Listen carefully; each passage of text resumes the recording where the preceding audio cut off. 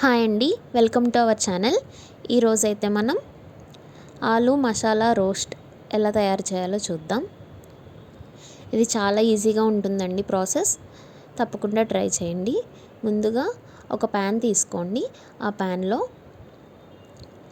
1 spoon ధనియాలు, 1/2 spoon జీలకర్ర, 1/2 spoon సోంపు, ఒక 10 నుంచి 12 మిరియాలు,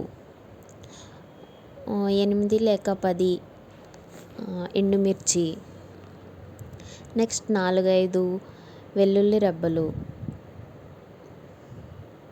1 ఇంచు దాల్చిన చెక్క.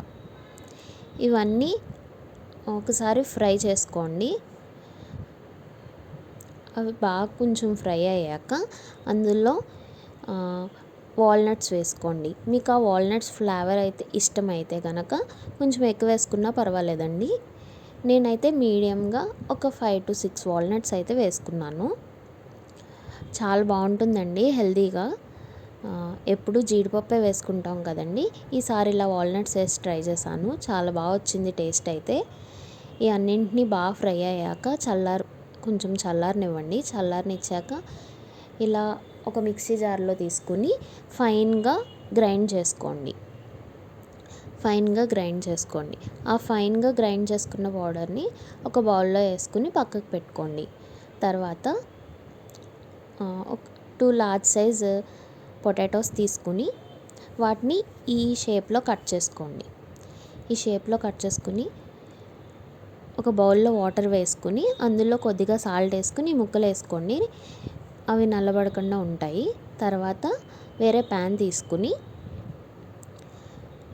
3 to 4 టేబుల్ స్పూన్ ఆయిల్ వేసుకోండి. కొంచెం ఆయిల్ ఎక్కువే పడుతుంది. తర్వాత ఈ ముక్కలన్నింటినీ ట్రాన్స్ఫర్ చేయండి.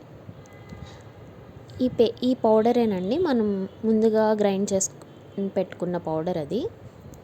ఇలా ఫ్రై అయిన ముక్కల్లో 1/2 స్పూన్ పసుపు, 1 స్పూన్ ఉప్పు వేసుకోండి. ఉప్పు మీకు సరిపడగా వేసుకోండి. నాకైతే 1 స్పూన్ సరిపోయింది.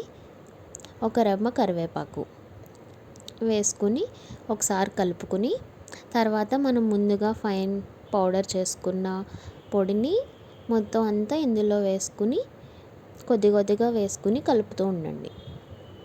ఇలా కలిపిన దాన్ని ఒక 10 minutes తర్వాత ఇలా ఫామ్ అవుతుందండి.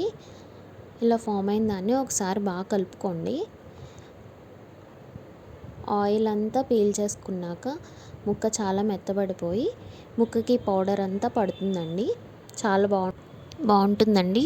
ఒకసారి మీరు కూడా తప్పకుండా ట్రై చేయండి. ఇలా అయ్యాక ఇలా సర్వ్ చేసుకోండి. ప్రతి దాంట్లోకి చాలా బాగుంటుంది. సైడ్ డిష్ లాగా సాంబారు, పప్పుచారు, చారు ఇలాంటి ఫుడ్స్లో చాలా బాగుంటుంది.